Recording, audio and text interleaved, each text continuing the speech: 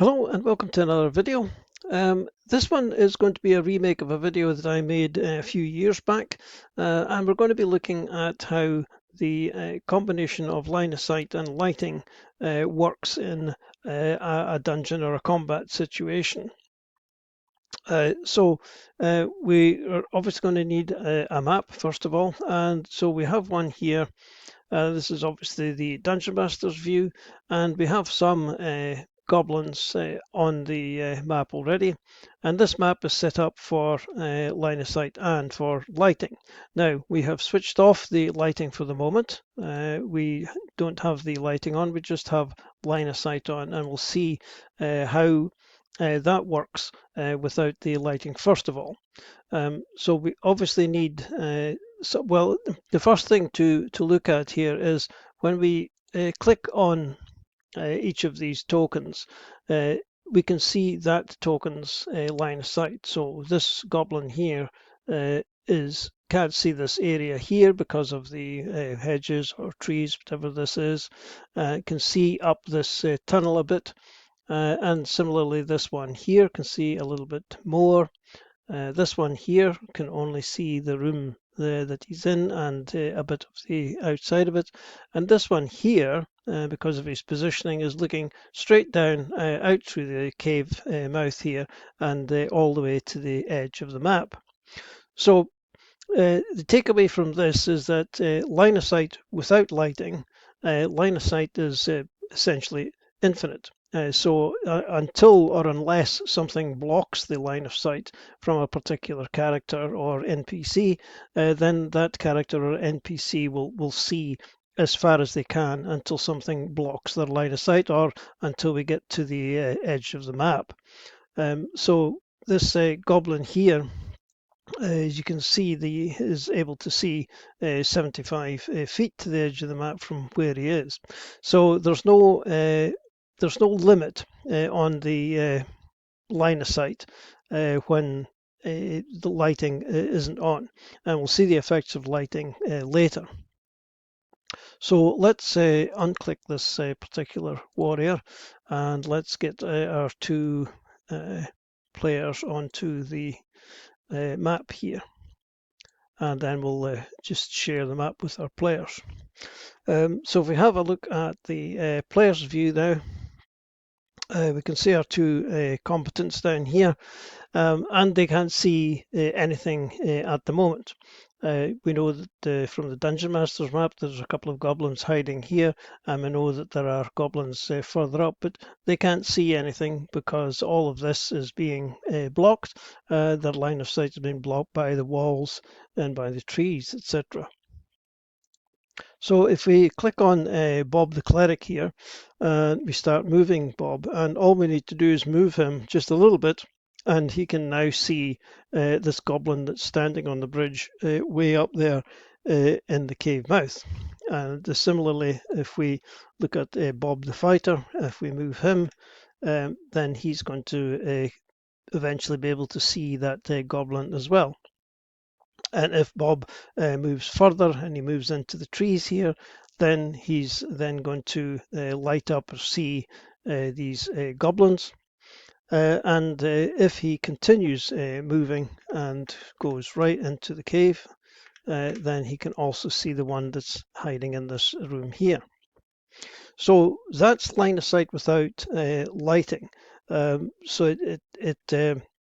A token won't be able to see another token as long as their line of sight is blocked, but as soon as they're in a position where the line of sight is no longer blocking a direct line to that token, then the token is going to light up, and the characters or the token is going to see the other tokens.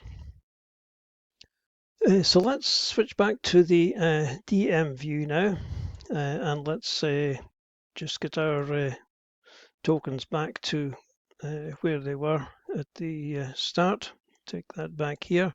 We're going to right click on this, go to visibility, and we're going to reset the fog of war, and that's going to reset the fog of war for both these tokens so that that doesn't interfere. And now we're going to switch on the lights. So immediately you're going to see a difference. This is the Dungeon Master map, of course, and the Dungeon Master's map has gone darker. We can't see all the details, and this tells us that we've got the lighting switched on. There's not going to be much of a difference between these goblins down here because they're restricted by the same line of sight. So the lighting is not really having any effect on these goblins, nor is it having much of an effect on this goblin here. Although these goblins don't have any lights on them, they do have dark vision. So this goblin here has dark vision that's far enough to be able to see the cave mouth and beyond into the outside. So he's still able to see all of that distance here. So let's now switch over to our two players here. And we'll have a look first of all at Bob the fighter. So when we move Bob the fighter along, you can see now that he is no longer seeing beyond the cave.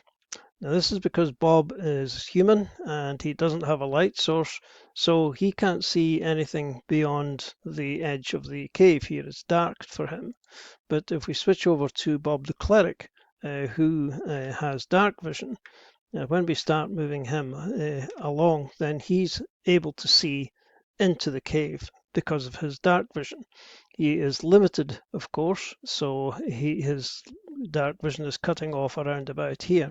But if we continue to move him in, then eventually he's going to be close enough to be able to see that goblin. But if we click back to Bob, then Bob can't see that goblin at all because the goblin is too far away and it's in the dark and Bob has no light source. Bob can still see the goblins here because they're outside, so it doesn't matter that he doesn't have a torch or anything like that. He can still see them. And Bob's going to have to go right into the cave to find these goblins. Now, as you can see now, once he's in the cave, it's dark. He can't see anything. It's that we know that there's a goblin in here in this room, but Bob's not seeing it, and in fact he doesn't really know which direction to move in because he's getting blocked by walls that he can't see. So if we switch over to the Dungeon Master's view again, and if we shift drag Bob into this room here and switch back to the player's view, now Bob can see in this room because this room is lit. There's a campfire here which is lighting up this room, and so Bob can see this even though he's not carrying a light source himself. Because this area is lit, then Bob is able to see the detail in this particular room. But as soon as he starts moving out of the room again, he's back into darkness. So let's reset things once again. We'll go back to the Dungeon Master screen and we'll get hold of Bob and get him out of there. And we'll get Bob the cleric back down here again, and we're going to just reset the fog of war again so that it doesn't interfere with what we're seeing. Now we're going to give Bob a light source, so we're just going to come up to the effects panel here, and we're just going to give him a torch, which we can just drag and drop onto Bob. And now the torch tells you down here the effect. The light has gone onto Bob. We can see it in the combat tracker as well. And it says that it's torch 20, or the light is coming from a torch, and it goes 20 feet. And that means it goes 20 feet of bright light and then 20 feet of dim light, so totaling 40 feet altogether. So we switch back now to the player view and we get a hold of Bob. Oops. Right, I've got Bob Bob under our control now. And as Bob moves forward, we can now see that because he has a light source, he's now able to see into the cave mouth. The cave, his torch is lighting up the cave, so he's not going to be blind. And again, he's got these, he's always going to be able to see these, even though it doesn't matter if he's carrying a torch or not, because these are outside and there's no darkness outside to interfere with his vision. So Bob now can come into the cave proper because he's got a torch. It's lit up and he can now see these two goblins here. So the takeaway from all of this is that you'll be able to see enemies and enemies will be able to see you dependent on two factors. The first is that they must be able to see you. So therefore there can't be any line of sight or anything blocking any wall or other thing which is blocking the direct line of sight between you and the token. And the second thing is they must be in your light or sight range. So if we go back to Bob the Cleric again, because he's got dark vision, he's still in the same situation as he was in before.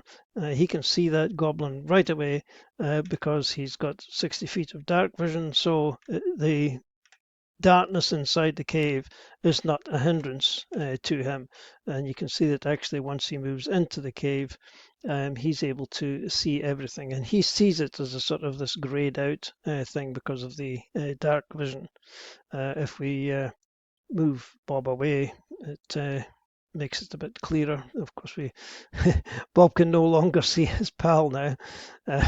So if we go to the combat tracker there and make it oh, we're in the player's view. That this is one of the things, right? Bob, no, we've got to go to the dungeon master's view, and we'll see it better from there. So if we look at Bob the Cleric here, you can see that everything is kind of like grayed out, and that's his dark vision is showing it kind of washes out the color. Whereas in Bob's case, the fighter's case, then we get a kind of yellow light because he's carrying a torch, so it lights it up a bit differently.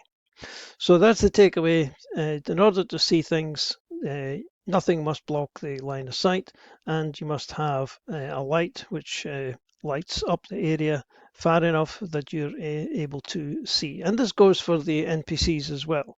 As I say, these NPCs have all got dark vision, so they've got no problem seeing in the dark anyway.